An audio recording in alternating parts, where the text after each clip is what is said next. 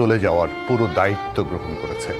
রাষ্ট্রীয় মর্যাদায় আজ বেগম খালেদা জিয়ার শেষ বিদায় সব ধরনের ব্যবস্থা গ্রহণ করা হয়েছে।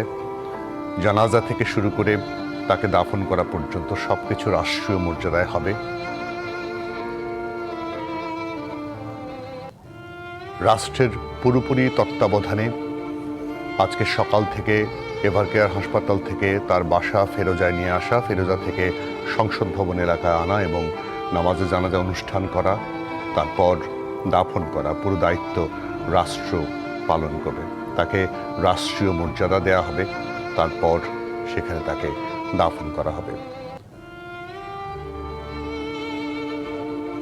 মানিক মিয়া এভিনিউ এবং সংসদ ভবনের দক্ষিণ প্লাজা আজকে মানুষে মানুষে ভরে উঠেছে। এরই মধ্যে আরও প্রায় 1.5 ঘন্টা বাকি জানাজা অনুষ্ঠান করার জন্যে। জানাজা অনুষ্ঠানে অংশ নেওয়ার জন্যে সারা দেশ থেকে শুধু দলীয় নেতাকর্মী নয়, বিভিন্ন দল মত নির্বিশেষে সব ধরনের সব মানুষ, সব শ্রেণী পেশার মানুষ যেন ছুটেছেন মানিক মিয়া এভিনিউ এবং সংসদ ভবনের দক্ষিণ প্লাজা জুড়ে যে জায়গাটিতে নামাজে জানাজা অনুষ্ঠিত হবে সেই জায়গাটিতে। আমাদের সহকর্মী যেমনটা বলছিলেন, মিজান আহমেদ, রুদ্র মোহাম্মদ